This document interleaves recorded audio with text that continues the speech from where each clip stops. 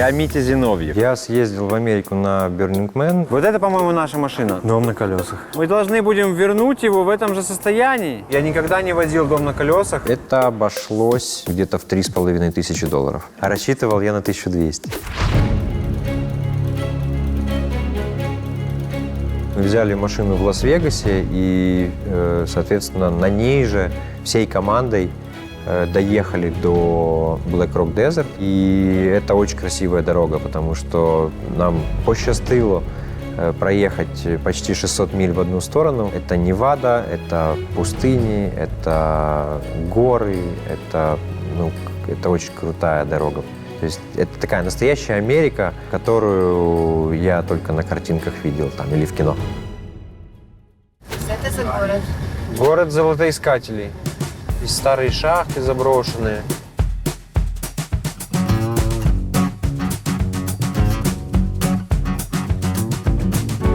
Пожарная машина.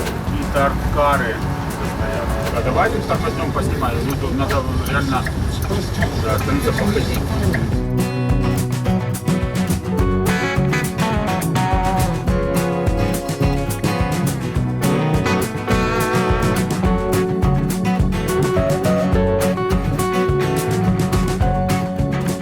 Можем. Ой, друзья, мы где-то в Неваде по дороге в Рино остановились в старинном городке Голдфилд. Это город золотоискателей, старателей, который находится на пути нашего следования. И одна из достопримечательностей этого города – это вот выставка арт-каров, которые в свое время явно были на фестивале Burning Man в пустыне, потому что у них вот как минимум тут есть наклейки, которые обозначают, что они такие были там. То есть вот это вот тот инструмент, который очень хочется освоить в следующем году. Мы ставим перед собой цель создать свой собственный арт-кар, и мы не могли просто так проехать мимо этих. Конечно же, нужно посмотреть на них внимательно. Мне больше всего нравится вот та Volvo.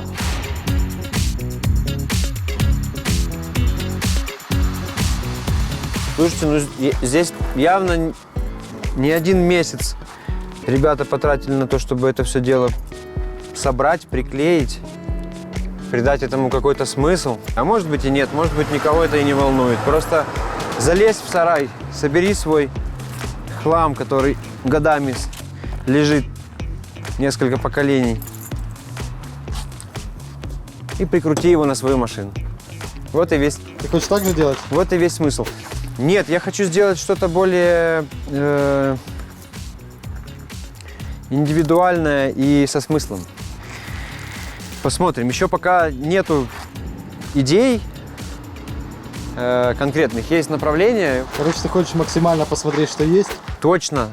Немножко вдохновиться, немножко понять вообще смысл. Мне бы хотелось добавить в эти арт-кары какого-то функционала. То есть вот эта вот история, это чистый арт, это просто какой-то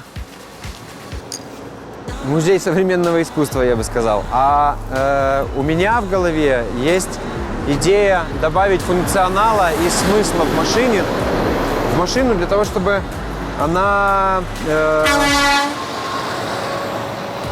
служила, да, это старый друг, служила какой-то площадкой для комфорта людей, которые находятся в пустыне, чтобы это было либо там есть куча передвижных танцполов. Может быть, это будет передвижной душ, или, может быть, это будет передвижное казино. Я уже думал привезти 40-футовый контейнер, разрезать его пополам и сделать из него бассейн. Вот. И прицепить его к капотной фуре и притащить его прямо туда, в пустыню. Там же в Голдфилде набрели на магазинчик антиквариата и сувениров. Познакомились с хозяйкой этих автомобилей. Привет. Привет! Как у вас дела? Добро пожаловать в Голдфилд. Спасибо, Как дела? большое спасибо. Все хорошо, спасибо. Чем я могу помочь? Мы проезжали это потрясающее место. It's amazing place. You have, И у вас очень красивые машины. Спасибо. Арт-кары. Я думаю, они с Burning Man. Да, они были на Burning Man. Правда? Они из одного города, из Рино. Было так. Есть мужик по имени Ракета Боб, владелец этих машин. А Ракета Боб был другом моего отца, который был бернером и любителем арт-каров. В 2001 году у Ракеты Боба случился сердечный приступ, и он 3 недели пролежал в больнице, и человек, у которого были машины, сказал: хотите, чтобы они стояли тут? Мы согласились. Вот так просто бесплатно? Бесплатно, да. Круто. Вот с тех пор они тут и стоят. Люди останавливаются, смотрят, хотят и себе что-то такое. Ничего подобного они не видели. А я написала небольшую книгу об этих автомобилях. Про Голдфилдскую стоянку арт-каров и про международный автомобильный лес. International Car Forest of the Last Charge. Отлично. Тут можно понаблюдать, как сажают автомобили, как виноград, только вот школьный автобус, посаженный в землю. В ней я рассказываю о Голдфилде и о нашей истории, и об арт-карах моего отца. Это машина вашего отца, да? Это Я видел пикап ее там. моего отца, и он все еще на ходу. Правда? Да. А в чем смысл автомобильного леса? Человек, который все это собрал, хотел сделать самый большой в мире лес старых автомобилей. И у него там были вечеринки, у него там бывало много интересных людей. Это было место искусства. И поэтому мы на самом деле посадили автомобили, у нас на самом деле происходили ивенты. Мы не запрещаем людям рисовать там, если они нарисуют что-то плохое, мы закрашиваем. Но вообще это место предназначено для художников. Там открыто сейчас? Там всегда открыто. То есть мы можем туда поехать? Можете, да. Вот информация для вас. Не уверена, что вы знаете, как туда добраться. Да, я видел там карту на стене. Хорошо. 4 квартала, поворот направо, 3 квартала и 1/4 мили, и мы у цели. Я предлагаю туда сгонять, чтобы не забыть. У меня есть еще кое-что. Прямо здесь. Сейчас подойду.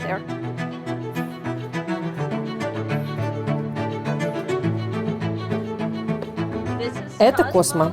Мой отец сделал его из пивных банок, который и выпить помог. А Космо – мой боевой жираф.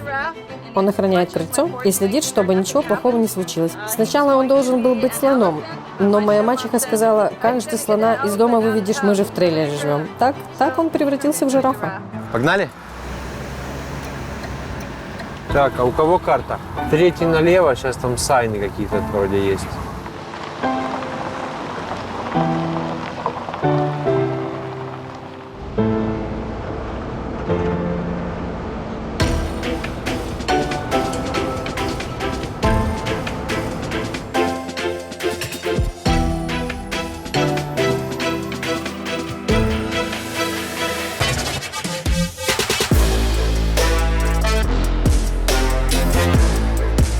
Вообще место сумасшедшее. Такая себе галерея.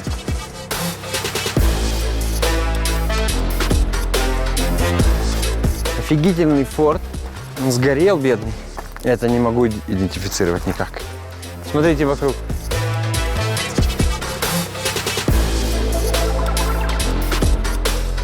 Такой вот автомобильный лес.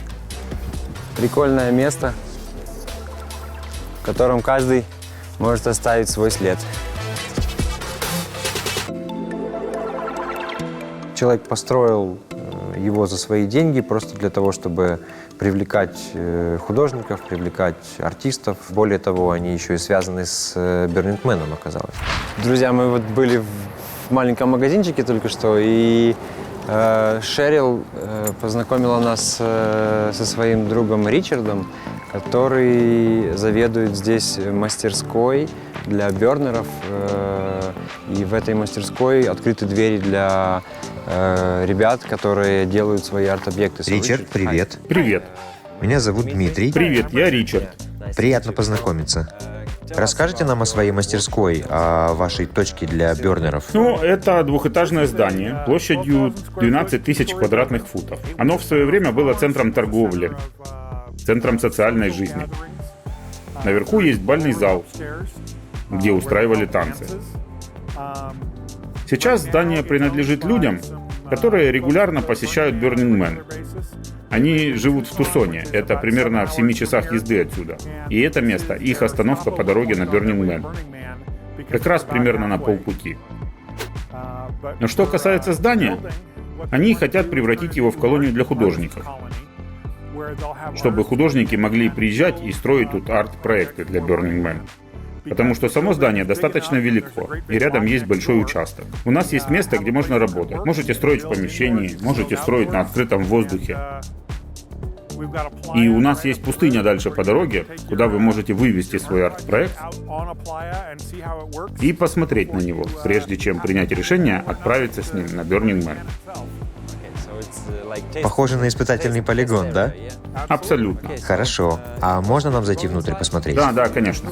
Класс. Кружок очумелой ручки, который там неизвестно где вообще совершенно случайно получилось найти в этом Голдфилде.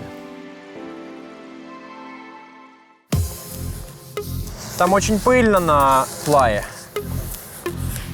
Так годится? Я буду легионер-сварщик. Да по велосипедам тут выбор есть. Вот. Ну, может, что-то и выберем сейчас. Так,